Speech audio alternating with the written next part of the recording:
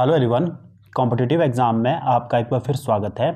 आज हम junior office assistant जितने भी पोस्ट कोड अभी जिनका रिज़ल्ट आना है उसमें जो है आपको कितनी सैलरी मिलती है और क्या इसमें प्रमोशन चैनल रहता है, ये यहाँ पर हम ऑफिशियल नोटिफिकेशन जो गवर्नमेंट ऑफ हिमाचल प्रदेश की ओर से जो है 26 सितंबर 2022 को जारी की गई थी। तो आप देख सकते हैं कि ये नोटिफिकेशन पर्सनल डिपार्टमेंट से JOIT के रिगार्डिंग जब RNP रूल जो इसके बने थे उस समय जो है जारी की गई थी। तो आप देख सकते हैं कि यहाँ पर उन्होंने कहा है कि गवर्नर के द्वारा जो है इसमें कॉन्स्टिट्यूशन की पावर के द्वारा जो है जो जूनियर ऑफिस असिस्टेंट थी और पब्लिक सर्विस कमीशन के द्वारा जो है रूल जो है JOIT 817 के लिए नोटिफाई किए गए थे। प्रमोशन रूल आप देख सकते हैं कि 2017 के रहने वाले हैं। These rule may be called the Himachal Pradesh Department of Personnel Junior Office Assistant Information Technology Class 3 Non-Gazetted Ministerial Services Common Recruitment and Promotion rule RNP rule ये रहने वाले हैं। इसमें जो मेन है मैं आपको वही यहाँ पर बताऊँगा। तो आप देख सकते हैं कि क्लास 3 की ये पोस्ट रहने वाली है और यहाँ पर देख सकते हैं कि सबसे पहले जो आप अपना पे स्केल यहाँ पर आप देख लीजिए। जो आपको पे scale for the regular increment आप देख सकते हैं कि आपको कौन सा दिया जाएगा। लेवल जो 4 है, लेवल 4 का आपको पे स्केल दिया जाएगा। जो आपका बेसिक रहने वाला है वो 20,600 रुपये रहने वाला है। तो आप देख सकते हैं और 65,500 रुपये तक ये आपका स्केल जाता है। तो ये आप देख सकते हैं। तो उसके बाद यानी कि यदि आप कॉन्ट्रैक्ट में इसमें लगते हो तो आपको जो सैलरी दी जाएगी इसमें, तो आप देख सकते हैं कि 20,600 आपकी जो बेसिक है उसका 60% आपको सैलरी दी जाएगी, जो लगभग आपके 12,360 रुपये आपके पर मंथ बनेंगे। तो ये आपको जो सैलरी है जब आप JOIT ज्वाइन करोगे तो उस समय 2 साल तक आपको 12,360 रुपये दिए जाएंगे। तो ये आपकी सैलरी रहने वाली है कॉन्ट्रैक्ट पीरियड में। तो उसके बाद आप देख सकते हैं कि आप इन्होंने बताया है कि जैसे ही आप रेगुलर हो जाते हो तो रेगुलर पे आपकी सैलरी जो होती है आप 20,600 जो बेसिक है, बेसिक के ऊपर आपको 34% अभी DA चल रहा है, लेकिन इन फ्यूचर ये 38 भी हो सकता है। तो आप मान के चलिए 6 से 7 हज़ार के करीब जो है आपका DA बन जाता है और अलाउंस जो है आपके 1,500 से 2,000 रुपये बन जाते हैं, जिसमें आपका HR रहता है, HR आपका रहता है, जिसके बाद CA रहता है, कंपनसेटरी अलाउंस रहता है, फिर मेडिकल अलाउंस रहता है या ट्रैवल अलाउंस रहता है, जो लगभग 1,000 से 1,500 के करीब अलाउंस बन जाता है। तो आपकी जो सैलरी रेगुलर होने पर रहेगी वो आपको जो है 27 से 28 हज़ार के करीब बन जाएगी। तो ये सैलरी जो है आपको 2 साल के बाद मिलेगी।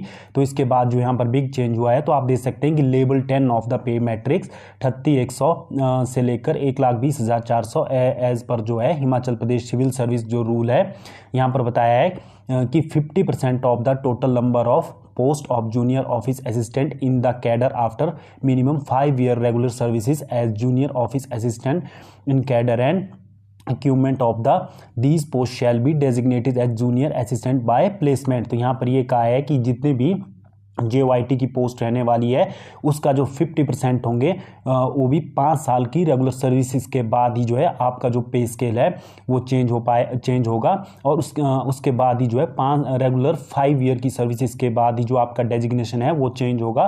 तो आपका डेजिग्नेशन जो चेंज हो जाएगा वो जूनियर असिस्टेंट हो जाएगा, यानी कि JOA से आप जूनियर असिस्टेंट बन जाओगे वो रेगुलर 5 ईयर सर्विसेज के बाद। तो मान लीजिए 7 साल के बाद आप जूनियर असिस्टेंट बनोगे और वो भी 50% जो कैडर है उन्हें जो है हायर पे स्केल यहाँ पर दिया जाएगा, यानी कि 38,100 वाला जो स्केल है ये इन्हीं 50% जो है कैंडिडेट को दिया जाएगा, JOIT को दिया जाएगा।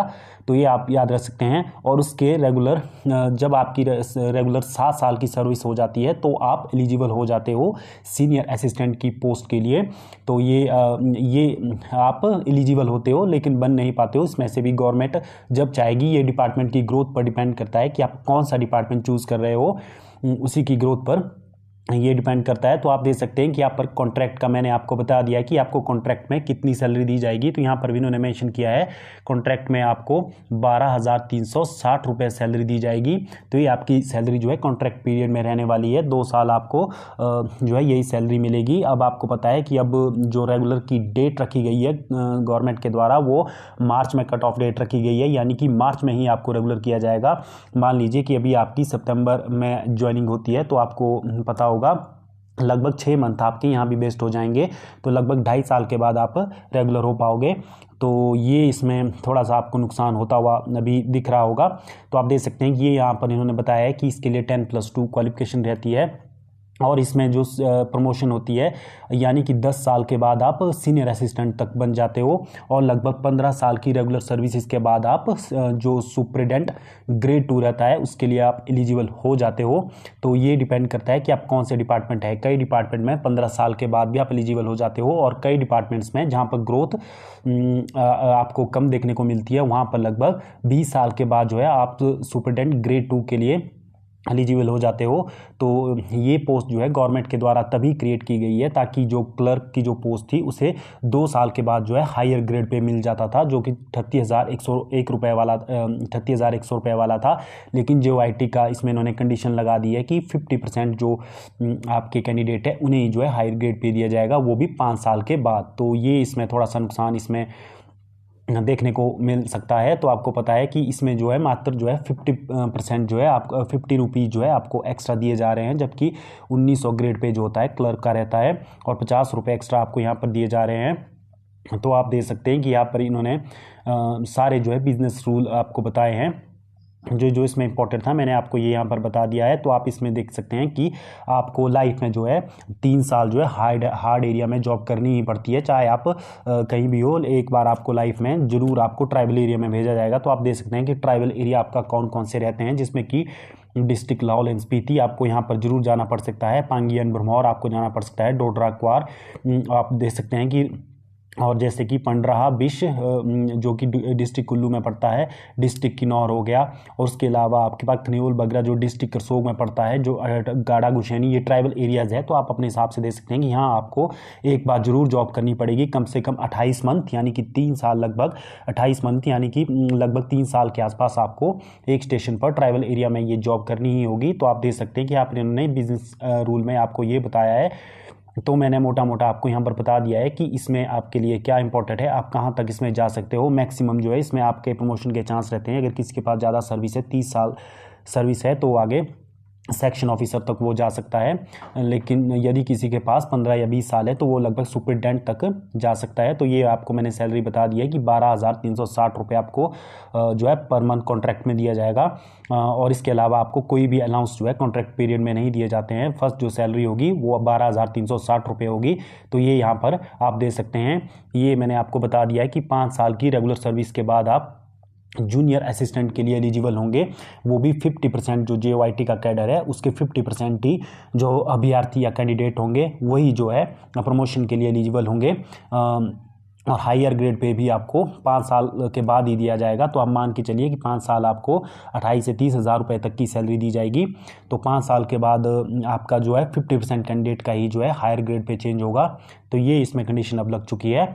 उसके बाद आप जो है फाइनेंस रूल दे सकते हैं कि जो 3 जनवरी 2022 को जो पे मैट्रिक्स में जो न्यू कमीशन लागू हुआ था उसमें क्या इम्पैक्ट पड़ा था। तो मैं इसमें अब आपको बता दूं, इसमें जो है बहुत सी कैटेगरियों में आपको पता होगा कि ग्रेड पे जो था इसमें ख़त्म कर दिया गया था, तो डायरेक्ट इसमें बेसिक कर दिया गया था। तो ये आप दे सकते हैं, मैं आपको इसमें पे मैट्रिक्स का वो मैट्रिक्स दिखा देता हूँ कि किस किस कैटेगरी को कितनी कितनी सैलरी दी जाती है। तो आप यहाँ दे सकते हैं।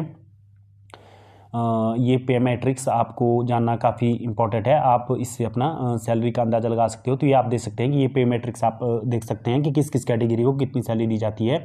यानी कि आप देख सकते हैं ये जो आपका पे मैट्रिक्स है ये आपके लगभग PN का जो पे मैट्रिक्स रहता है, यदि आप PN या की फराश या आप प्रोसेस सर्वर वगैरह लगते हो तो आपकी जो सैलरी है इतनी रहती है। तो आप देख सकते हैं, मैं यहाँ पर क्लर्क और JOIT जैसे पोस्ट कोड की बात करूंगा। जैसे आप यहाँ देखिए क्लर्क का जो पे मैट्रिक्स है, तो आप देख सकते हैं कि आपका जो बेसिक है वो 20,200 रुपये रहता है। 20,200 का 60% आपको कॉन्ट्रैक्ट पीरियड में दिया जाता है।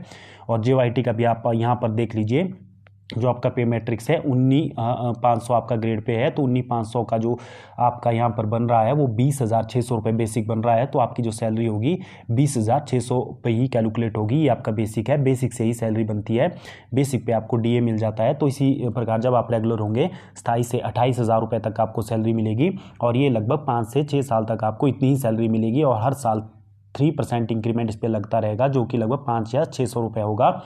तो लगभग 30 से 32 हज़ार के आसपास आपकी सैलरी 5 साल तक होगी।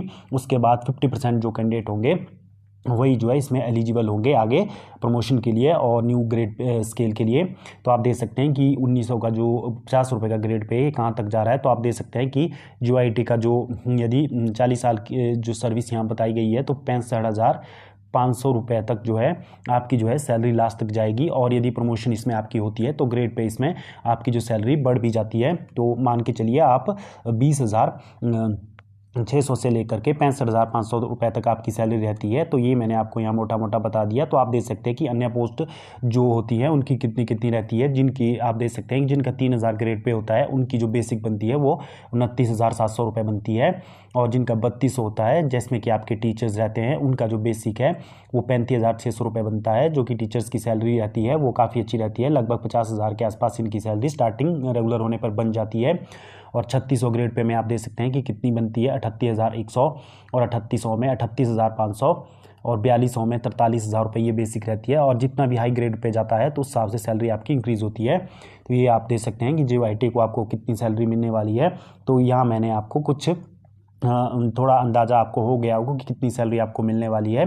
तो आज की वीडियो में बस इतना ही। आज की वीडियो आपको अच्छी लगी हो तो आप ज़रूर इस वीडियो को लाइक कीजिए, शेयर कीजिए। इसी प्रकार के फ्यूचर अपडेट के लिए आप हमारे चैनल कॉम्पिटिटिव एग्ज़ाम से जुड़े रहिए। और ज़रूर हमारे टेलीग्राम चैनल को आप फॉलो कीजिए। इसका जो लिंक है मैं अपने डिस्क्रिप्शन बॉक्स में प्रोवाइड करवा दूंगा। वहाँ पर भी मैं आपको ये पे मैट्रिक्स आपके साथ शेयर कर दूंगा। तो आप ज़रूर हमारे चैनल के साथ जुड़े रहिए। धन्यवाद।